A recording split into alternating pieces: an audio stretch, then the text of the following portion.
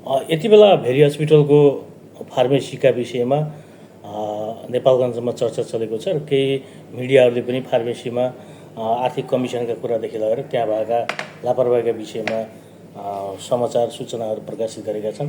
आज सिद्धपैला.com अनलाइनले यही सम्बन्धमा भेरी अस्पतालको फार्मेसीका प्रमुख उदयवीर सरसँग हामी कुरा गर्दैछौँ।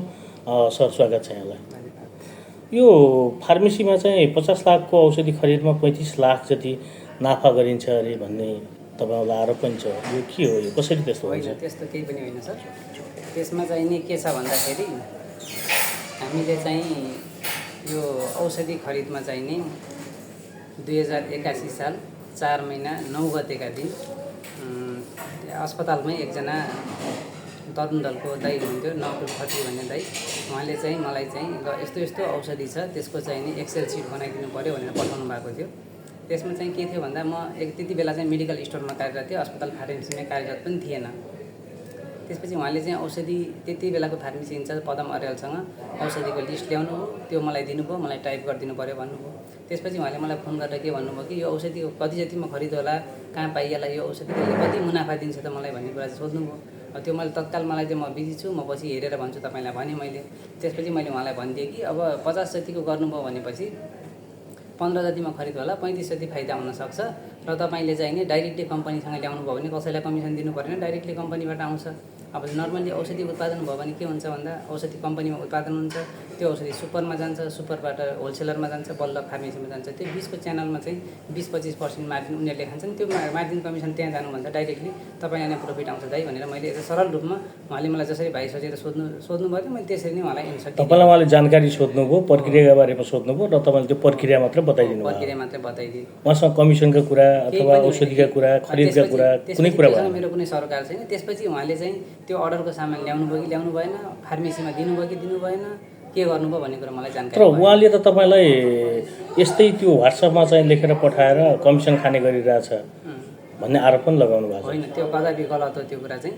त्यसपछि उहाँले चाहिँ नि मलाई त्यो लिस्ट दिएपछि मैले त्यो लिस्ट एक्सेल सिट बनाएर उहाँलाई दिदिएको, अरू मलाई जानकारी केही पनि भएन। छोटोमा तपाईँसँग उहाँले चाहिँ औषधि अथवा त्यो आफ्नो काम गर्नका निमित्त प्रक्रिया के हो भनेर सोध्नु भएको थियो। तपाईँले त्यो प्रक्रिया बारेमा बताइदिनु तर उहाँले काम पाउनु भएन। काम नपाइसकेपछि तपाईँ र उहाँ बिचको व्यक्तिगत केही त्यस्तो आन्तरिक केही थियो? म फार्मेसीमा जिम्मा नै थिएन त्यतिखेरसम्म। म मेडिकल स्टोरमा काम गरेको 6 महिनापछि अस्पतालले आवश्यकता ठानेर मलाई चाहिँ फार्मेसी प्रमुखको जिम्मेवारी दिएको थियो। त्यो बेलामा चाहिँ म फार्मेसीमा कार्यरत थिएन।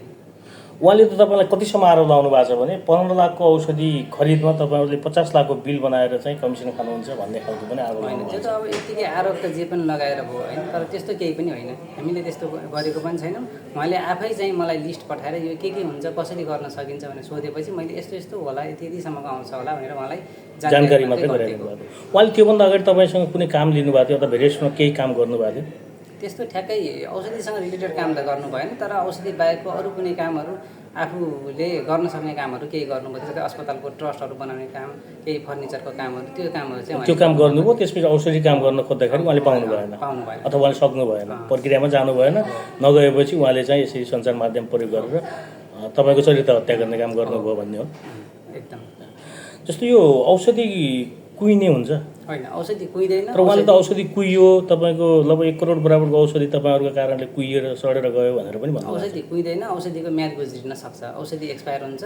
औषधि एक्सपायर हुनु ठुलो कुरा होइन, तर त्यसलाई व्यवस्थापन कसरी गरियो भन्ने कुरा चाहिँ महत्त्वपूर्ण कुरा हो। जस्तै हामीले एक्सपायरी भइसकेपछि त्यसलाई चाहिँ नि सप्लायरसँग फिर्ता गर्ने अथवा त्यसलाई डिस्पोज गर्ने, उसको चाहिँ नि पेमेन्टमा चाहिँ नि घटाएर चाहिँ डेबिट नोट काटेर बल्ल पेमेन्ट दिने, त्यो कुराहरू हामीले गरेको छौँ कि नै भन्ने कुरा प्राथमिकताको विषय हुन्छ र हामीले त्यो सबै कुरा हाम्रो गरेका छौँ। जस्तो यो यसरी फिर्ता गर्ने औषधि अवैध औषधि भन्न मिल्छ? मिल्दैन। त्यो अस्पतालमा काम आवश्यकता ठानेर अस्पतालको चाहिँ नि रिक्वायरमेन्ट अनुसार ल्याइएको हुन्छ। अब एक्सपायरी भइसकेपछि त के गर्नु? उहाँले तपाईँलाई व्हाट्सएपमा पठाएको प्रमाण मसँग भन्नुभएको छ, के पठाउनु भएको थियो व्हाट्सएपमा? त्यही त, उहाँले व्हाट्सएपमा चाहिँ नि मलाई यो औषधि चाहिँ नि मलाई अर्डर आएको छ फार्मेसीबाट, त्यो औषधिको चाहिँ नि के कति पर्छ, कति रकममा आउँछ, कहाँ पाउँछ त्यो औषधि, त्यसले कति मार्जिन दिन्छ मलाई भनिदिनु पऱ्यो भाइ भन्ने कुरा भन्नु। उहाँ औषधि व्यवसायी पनि हो? होइन, उहाँ औषधि व्यवसाय चाहिँ होइन, तर उहाँले औषधिको काम गर्न खोजिराख्नु भएको थियो। अरू कसैसँग सहकार्य गरेर? साथीहरूसँग सहकार्य गरेर होला। अनि यो एउटा कुरा अर्को के छ भने यो स्वास्थ्य बिमामा चाहिँ कागजहरू कृत्य बनाउनु भयो तपाईँहरूले र त्यहाँबाट पनि कमिसन खानुभयो भन्ने खालको आरोप उहाँको पनि छ। त्यो उहाँले जुन सञ्चार माध्यममा सूचना प्रवाह गर्नुभयो त्यहाँ पनि उल्लेख गर्नुभएको छ। उहाँले लेख्नु भएको छ, त्यो एकदमै गलत कुरा हो। त्यो कसैको पनि व्यक्तिगत चरित्र हत्या गर्नको लागि यत्तिकै भन्नु हुँदैन। 2076 सालको कुरा गरिराख्नु भएको छ उहाँले। 76 सालमा त्यस्तो केही पनि भएको छैन। म 76 सालमा सुर्खेतको मेलकुना अस्पतालमा उत्कृष्ट कर्मचारीको चाहिँ रूपमा पुरस्कृत भएको मसँग प्रमाण पनि छ। अरू त्यसलाई चाहिँ उहाँहरूले ठुलो रूपमा लिएर अरू केही गर्न खोज्नु भएको भने त उहाँले व्यक्तिगत इस्यु नै गराउन खोज्नु, व्यक्तिगत रेसिपी हो भन्ने लाग्छ तपाईँ। अब यसको तपाईँ खण्डन चाहिँ गर्नुभएको छ होइन, प्रतिक्रिया दिनुभएको छ, तर यसको चाहिँ तपाईँलाई चरित्र हत्या हो भन्ने पनि लागिरहेछ। यसको कानुनी उपचार अथवा तपाईँले केही गर्ने त्यस्तो खालको योजना केही छ? त्यो पनि प्रक्रियामा छु, अब त्यो गर्छु मैले। ए हुन्छ। अनि अर्को कुरा के छ भनेपछि तपाईँलाई अब उहाँले एउटा अर्को गम्भीर आरोप लगाउनु भएको छ, यो सोध्नै पर्छ मैले होइन। तपाईँ एउटा भेरी हस्पिटलमा अधिकृत लेभलको कहाँ जागिर पनि गर्नुहुन्छ होइन, तपाईँको आम्दानीको स्रोत अरू पनि होला, त्यो त अनुसन्धानको विषय पनि होला होइन। तर उहाँले चाहिँ तपाईँ डिभिडी डिवाइडी गाडी चढ्नुहुन्छ करोडौँको होइन, अनि ठाउँ ठाउँमा लाखौँ करोडौँको जग्गा खरिद गर्नुभएको छ, आलिसान महलमा बस्नु भएको छ, यो कहाँबाट आयो, कमिसन खाएर नै यसले चाहिँ कमाएर चाहिँ यसरी गरेको भन्ने खालको कुरा पनि उहाँले उठाउनु भएको छ। यो के हो तपाईँको खास स्रोत? मेरो चाहिँ नि 6 वर्ष पुरानो मोटरसाइकल छ, म त्यही बाइक नै राखिरहेको छु। मेरो आफ्नो अहिले नेपालगञ्जमा बसाइ चाहिँ म कोठा भाडा लिएर बस्छु। यहीँ नजिकै मेरो 20,000 रुम तिरेर म कोठा भाडा दिन्छु र मेरो गाडी पनि छैन, म बाइकमै यो यात्रा गर्ने।